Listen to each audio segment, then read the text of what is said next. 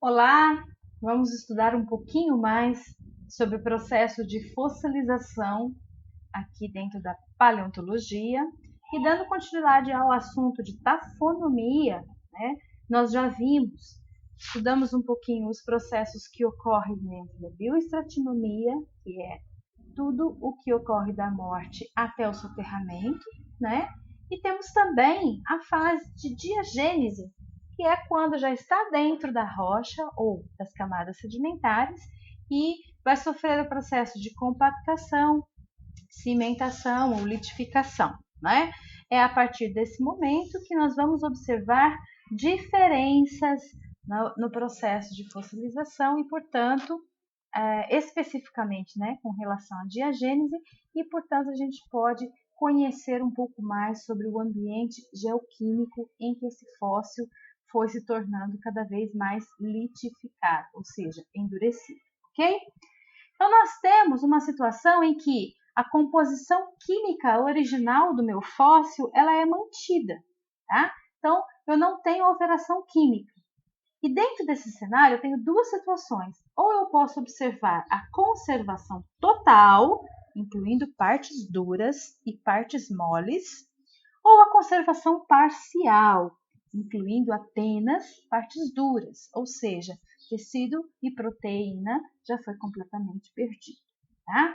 Iniciando com a conservação total, a gente tem como exemplo o âmbar, né? Que é uma resina vegetal produzida, né, com a finalidade de proteção ao ataque de insetos e fungos ou mesmo doenças, e essas as coníferas estão entre as principais espécies produtoras de âmbar. É uma resina e dentro dessa resina ela pode aprisionar uma série de estruturas do entorno aí do seu ecossistema. Então a gente pode observar diversas utilidades, uma grande variedade de animais, vegetais e com uma preservação excepcional. Foram apreendidas dentro da resina e a resina foi fossilizada em âmbar, né? Temos também, ainda como exemplo de conservação total, o gelo. Condições de preservação no gelo podem, né, manter a preservação até de vísceras e proteínas, né, pelos e etc. Os casos bem conhecidos são os casos dos mamutes, né, que por vezes, por conta aí do degelo, se mostra, né, que a presença de um esqueleto preservado em condições de gelo. No extremo oposto, mas também mantendo a mesma condição, a gente vai ter a mesma condição de preservação total, a gente vai ter a mumificação. Em condições muito áridas, a gente pode ter uma dessecação, perda completa de água e esqueletos completos podem ser mumificados. Nessa imagem, nós temos a preservação de uma pele, né, uma parte uma parte aí da pele mesmo do que seria aí os dinossauros, tá? Então, é um esqueleto mumificado. Bom, uma outra opção que nós temos é quando ocorre, e esta é bem mais abundante, a perda das partes moles, ou seja, o processo de necrólise já consumiu toda a parte proteica, vísceras e tudo mais, musculatura, e fica apenas, né, a parte dura, o esqueleto mesmo. Se esse esqueleto ele pode manter a sua composição química original idêntica à que era mesmo. E aí a gente vai ver alguns exemplos como incrustação, quando eu tenho acréscimo, né, das suas partes duras envolvidas por substâncias que são inorgânicas e que estão presentes ali no meu ambiente geoquímico de formação desse fóssil. Então eu posso ter porções, né, de crostas sendo observadas aí em incrustações que estão sendo colocadas nesses ossos, tá? Temos também um processo de permineralização, ou seja, preenchimento por substâncias inorgânicas, os minerais que estão à disposição nas camadas de rocha, que vão preencher canalículos e poros, né, dos restos esqueléticos. Isso ocorre muito em ossos, né, as medulas sendo preenchidas, e em troncos, né, com xilema e floema sendo todos preenchidos pelos minerais que estão à disposição. Aqui nós temos um tronco petrificado e essa variação de cor reflete a variação do mineral que está sendo que está permineralizando todos os canalículos e os vasos aí, os espaços que tinha dentro desse tronco, tá? Temos também um processo de recristalização, quando muda, né, o comportamento da cadeia do mineral e ele pode ser recristalizado, ou seja, o cristal ficar um pouco maior, tá? Se a gente olhar num aumento, né, dentro desse gastrópode, a gente consegue observar cristais de calcita que cresceram aí ao longo dessas câmaras, né, do nosso gastrópode, e esse processo às vezes atrapalha um pouquinho na análise morfológica, porque ele pode crescer tanto os cristais a ponto de alterar a morfologia inicial dos fósseis.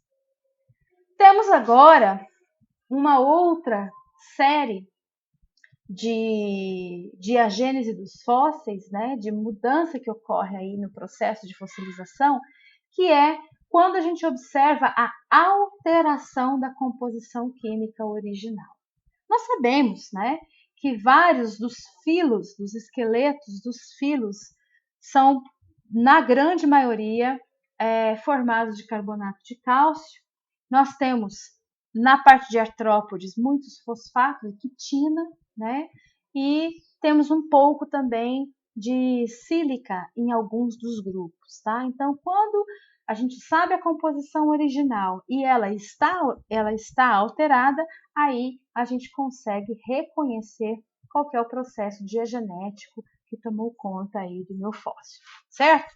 Temos um primeiro processo que a gente reconhece como incarbonização. É quando o organismo inicialmente ele é composto por quitina, lotado de cadeias carbônicas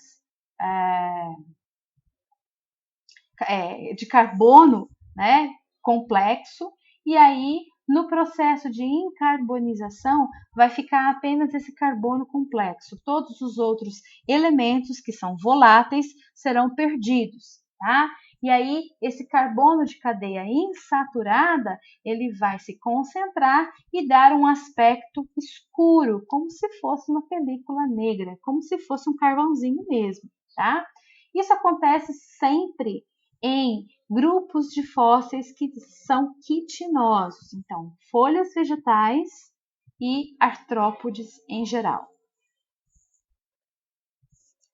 Substituição é quando ocorre troca de elementos químicos.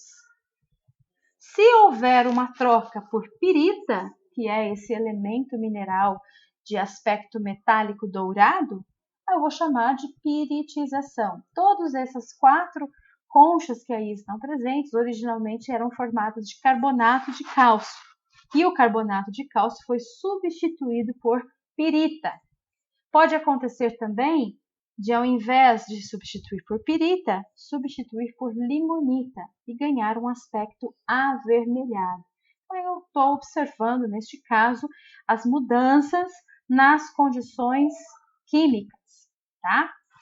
Agora, no meu processo de fossilização, eu tenho uma outra categoria que é uma evidência indireta.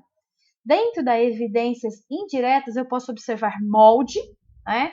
Vejam que a concha não está mais presente, ela apenas esteve aí, mas ela foi dissolvida por algum motivo, porém, ela deixou um molde, é como se vocês estivessem brincando de massinha mesmo, e depois tirassem, né? Ela deixou um molde aí, a concha não está mais presente, mas é possível ver o molde desta concha, das duas. Posso também observar pistas, também conhecida como iquinofósseis, que seriam pegadas, por exemplo, uma sequência de pegadas. Vejam este exemplo em Sousa, na Paraíba, que é a maior sequência de pegadas de dinossauro que nós temos conhecimento. E também tubos e qualquer ações indiretas de atividade biológica também são conhecidas como iquinofósseis. Seria uma evidência indireta. É quando eu não tenho o fóssil, mas eu tenho a evidência da atividade biológica deixada pelo organismo. Certo? Então, o que eu tinha para falar de diagênese dos fósseis é isso, e até a próxima aula.